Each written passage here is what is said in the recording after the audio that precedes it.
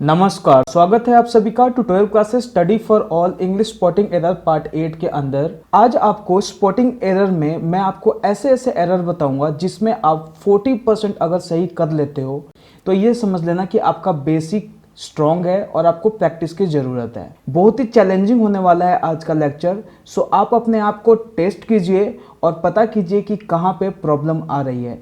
आप लोग ये देखोगे कि बहुत ही बड़ा बड़ा सेंटेंस जो कि एग्ज़ाम में आता है, मैक्सिमम क्वेश्चन ये हैं जो एग्ज़ाम में आ चुके हैं, और आप लोग देखोगे कि सिर्फ सिंपल पार्ट्स ऑफ स्पीच हमें देखना होता है कि यूज़ ढंग से हुआ है या नहीं हुआ है। टेंस का देखना होता है, प्रेजेंट पास्ट फ्यूचर है तो क्या सेंस दे रहा है उसके अकॉर्डिंग हमें देखना होता है, और बस हमें सेंटेंस का जो स्ट्रक्चर है वो समझना होता है।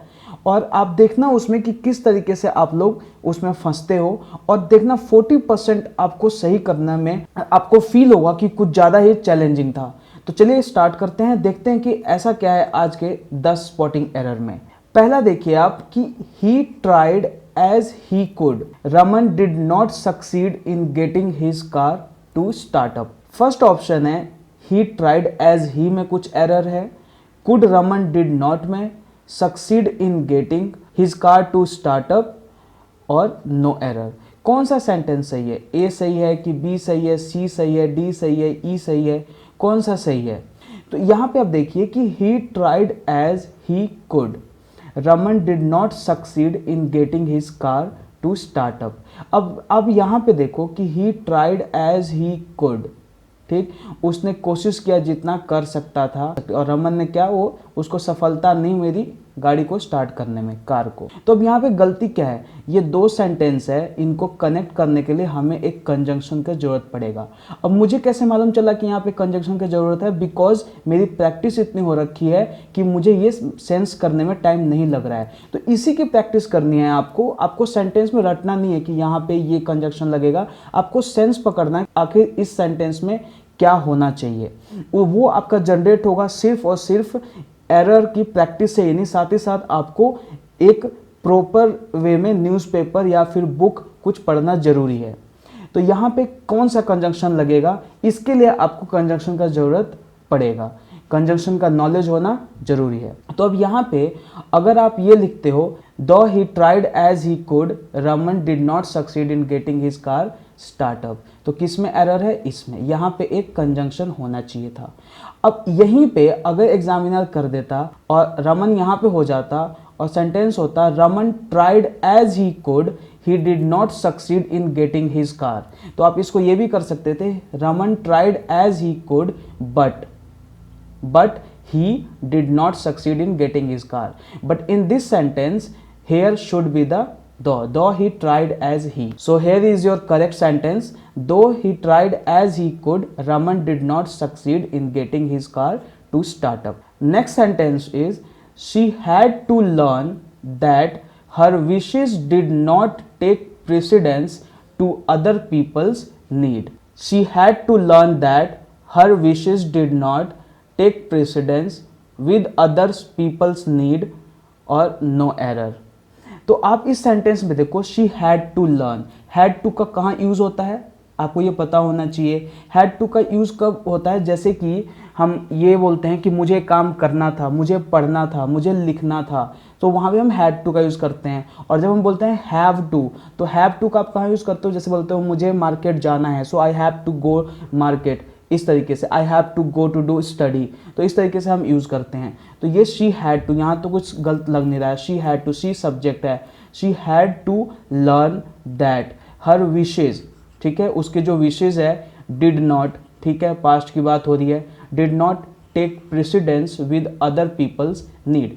पढ़ने में बिल्कुल ही सही लगेगा, कोई दिक्कत नहीं आ रही है, लेकिन जब यहीं पे आपकी प्रैक्टिस होगी तो आपको पता लगेगा कि प्रेसिडेंस के साथ आप लोग का कुछ यहाँ पे मामला गड़बड़ है। क्यों गड़बड़ है? क्योंकि प्रेसिडेंस का मतलब होता है प्रायोरिटी, मतलब ये कहा जा रहा है कि उसे ये सीखना होगा कि जो उसकी विशेज है, ठीक है, वो दूसरों के लिए जरूरी नहीं है कि वही हो, दूसरे नहीं समझ सकते हैं कि हाँ भाई उसकी विश है तो मुझे भी वो करना चाहिए, ऐसा कुछ नहीं है। तो यहाँ पे करेक्ट क्या होगा? She had to learn that her wishes did not take precedence over other people's need. यहाँ पे विद के जगह पे ओवर यूज होगा। तो ये कब होगा? अब आप कितने प्रेसिडेंट्स जैसे वर्ड याद करोगे।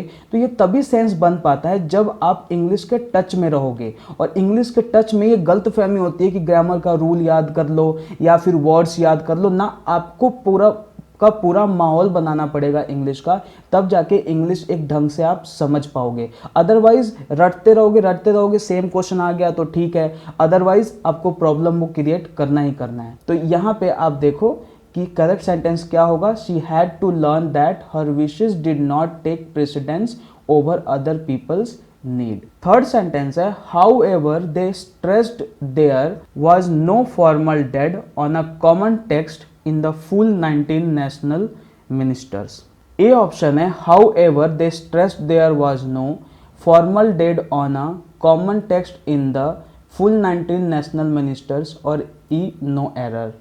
अब यहाँ पे आपको अगर पार्ट्स ऑफ स्पीच की नॉलेज है तो इतना कुछ पढ़ने की जरूरत ही नहीं है। जैसे however they stressed there was no formal dead on a common text in the full 19 national ministers, यहाँ पे सिंपल आपको ये नेशनल के जगह पे नेशन करना है, सिंपल नेशन करना है। बिकॉज यहाँ पे आपका 19 नेशन ये पूरा का पूरा एक नाउन का सेंस दे रहा है और ये एक एडजेक्टिव है, तो यहाँ पे सिंपल 19 नेशन यूज होगा। नेशनल एक एडजेक्टिव है, नेशन और नाउन है। However, they stressed there was no formal dead on a common text in the full 19 nation ministers. So this is your correct sentence. Fourth sentence है, three things are essential for a startup to succeed a product, that is demand, a good team and as well a minimum expenditure. Option A है three things are, second essential for a startup to succeed, third है a product that is demand, और the है a good team and as well a minimum expenditure और no error. तो आप यहाँ पे ये देखो कि थ्री थिंग्स है, ठीक है, प्लूरल आएगा तो आर है, एसेंशियल फॉर अ स्टार्टअप, ठीक है, स्टार्टअप के लिए, टू सक्सीड अ प्रोडक्ट मतलब किसी भी प्रोडक्ट के सफलता के लिए, ठीक है, क्या एसेंशियल है, तीन चीज़ों की। अब यहाँ पे कोई दिक्कत नहीं आ रही, दैट इज। अब यहाँ पे तीन चीज़ की जब बात हो रही है तो दैट इज कैसे हो सकता है, यहाँ पे आर होगा, that are demand, a good team as well a minimum expenditure. तीन चीज़ें क्या हैं, डिमांड है, अ गुड टीम है और एक मिनिमम एक्सपेंडिचर है।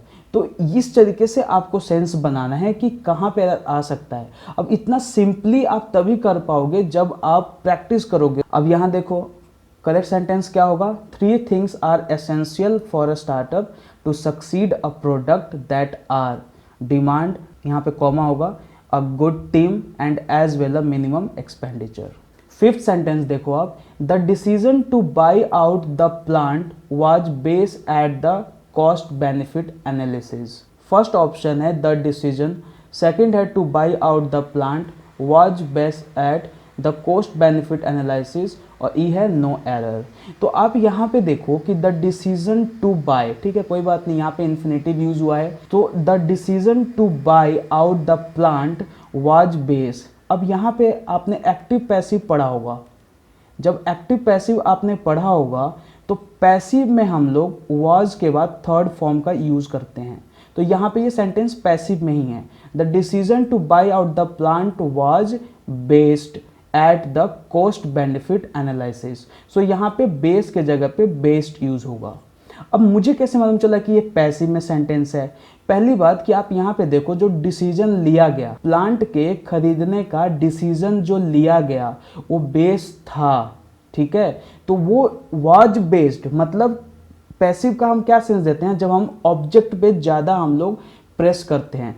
पैसिव सेंटेंस कब बनता है, आपने जब डिटेल में पढ़ा होगा, तो पैसिव का बेसिक डेफिनेशन है कि जब हम किसी सेंटेंस में हम लोग जब ऑब्जेक्टिव को ज़्यादा इंपॉर्टेंस देते हैं, जैसे राम किल्ड रावण, ठीक है, यहाँ पे मैं क्या कह रहा हूँ कि राम ने रावण को मारा, लेकिन मुझे रावण पे स्ट्रेस देना है कि रावण राम के द्वारा मारा गया, तो क्या बोलोगे कि Ravan was killed by Ram.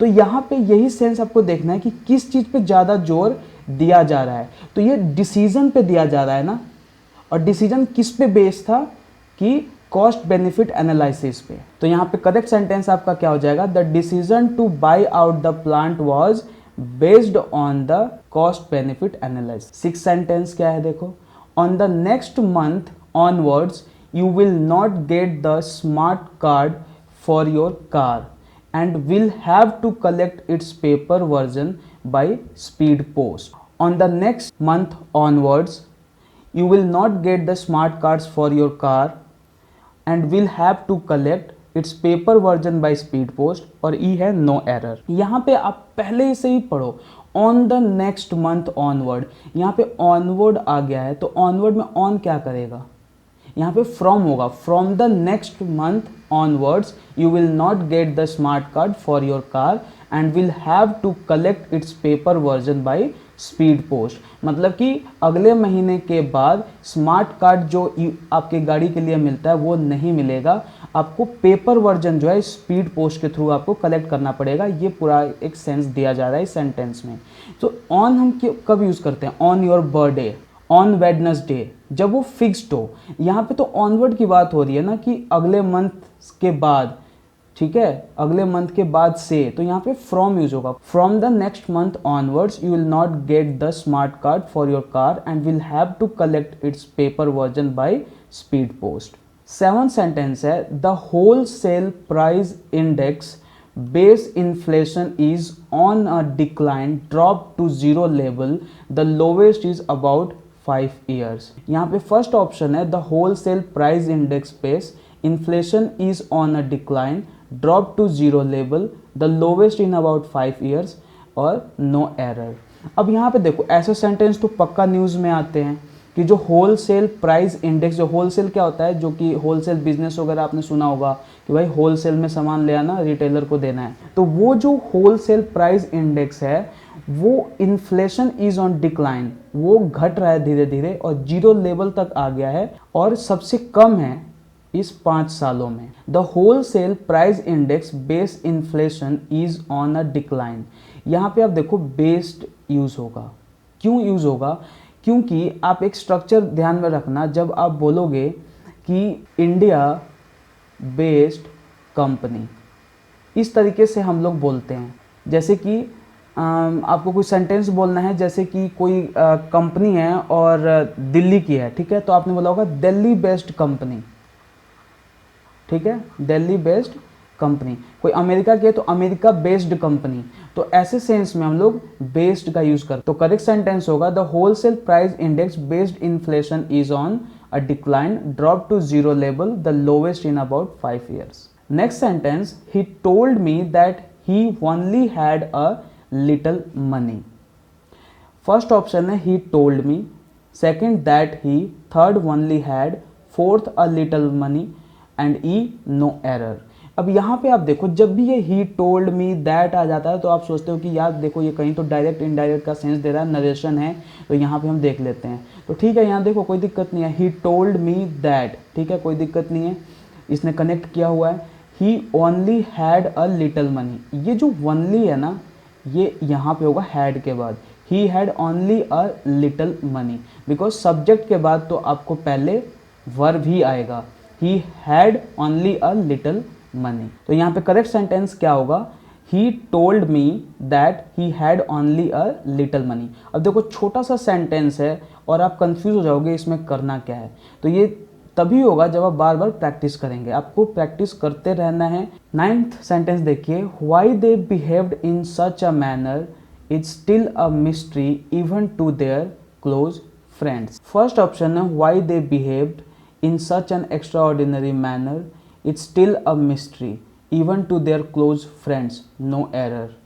तो यहाँ पे आप देखो कि why they behaved in such a manner, उन्होंने ऐसा क्यों बिहेव किया, it's still a mystery, अभी भी ये मिस्ट्री ही है, even to their close friend, उनके क्लोज फ्रेंड के अंदर भी, इसमें कहीं भी ऐसा नहीं लग रहा है कि कुछ एरर दिख रहा है। यहाँ पे पास्ट में हो रहा था, फिर अभी भी वो मिस्ट्री है इसका बताया जा रहा है, और इवन का यहाँ पे क्या मतलब है, इवन टू, जबकि उनके दोस्तों को भी ऐसा पता नहीं है, इस तरीके का सेंस दिया जा रहा है। तो इसमें कुछ एरर नहीं है, नो एरर। तो ये सेंटेंस आपका बिल्कुल करेक्ट है, why they behaved in such a manner it's still a mystery even to their close friends. Next sentence is, on a number of occasions we had noticed that those two employees were often in a state of confused. पहला option है on a number of occasions, second है we had noticed that those two employees, D है were often in state of confused और no error. अब ऐसे sentence में आप देखो कि on a number of occasions we had noticed, हमने नोटिस किया था that those two employees were often in a state of confused. यहाँ पे ऑफ एक प्रीपोजिशन है और प्रीपोजिशन का जो ऑब्जेक्ट होता है वो या तो नाउन होना चाहिए या प्रोनाउन होना चाहिए। ठीक है, तो यहाँ पे जैसे कंफ्यूज्ड है, ये क्या है, पास्ट पार्टिसिपल है। और मैंने आपको ग्रामर के लेक्चर में आपको बताया था कि जो पास्ट पार्टिसिपल है वो एक एडजेक्टिव का काम करता है, या तो एडजेक्टिव का काम करेगा या हेल्पिंग वर्ब के साथ जब लग जाता है आपका पार्टिसिपल तो क्या वो सेंस देता है, एक मेन वर्ब का। जैसे कि परफेक्ट सेंस में, जैसे कि he have gone to the school. ठीक, जब he have gone to the school की बात हो रही है तो यहाँ पे आप देखो कि हैव क्या है, एक हेल्पिंग वर्ब है और इसके साथ पास्ट पार्टिसिपल आया हुआ है, इस सेंस में ये मेन वर्ब हो जाएगा। आपको बोलना है ड्रंकन मैन, मतलब पिया हुआ आदमी। तो ये ड्रंकन क्या है, आपका पास्ट पार्टिसिपल है और ये एक एडजेक्टिव का काम कर रहा है बिकॉज नाउन के साथ आया हुआ है। ठीक है, क्योंकि एडजेक्टिव एक नाउन को मॉडिफाई करता है। अब इसमें घुस जाऊंगा तो काफ़ी टाइम ले लूंगा मैं, इसीलिए आप पार्टिसिपल का लेक्चर देखिए, वहाँ पे डिटेल में मैंने समझाया हुआ है और एक एक एस्पेक्ट आपका कुछ नहीं छूटने वाला है प्रेजेंट लाइफ के साथ रिलेट करके। ऊपर आई बटन होगा, आप उसमें देखिए, लिंक आ जाएगा और वहाँ पे फटाक से आप देख सकते हैं। अब यहाँ पे देखो कंफ्यूज में डिस्कस कर रहा था कि कंफ्यूज क्या है, एक पास्ट पार्टिसिपल है और यहाँ पे क्या आना चाहिए, नाउन आना चाहिए, प्रोनाउन आना चाहिए। कंफ्यूज तो आएगा लेकिन कंफ्यूज का नाउन कैसे बनाए, कंफ्यूजन। तो यहाँ पे confusion will be the correct word. So your correct sentence is on a number of occasions we had noticed that those two employees were often in a state of confusion. तो आज का था ये हमारा 10 error. आपको comment में बताना है कि आपने कितना सही किया और क्या दिक्कत आई। तो चलिए इस लेक्चर को लाइक कर दीजिए, शेयर कर दीजिए और सब्सक्राइब कर लीजिए और बेल बटन को प्रेस कर लीजिए। इससे आप अपडेट रह पाओगे और टाइम टू टाइम नोटिफिकेशन मिलती रहेगी। धन्यवाद।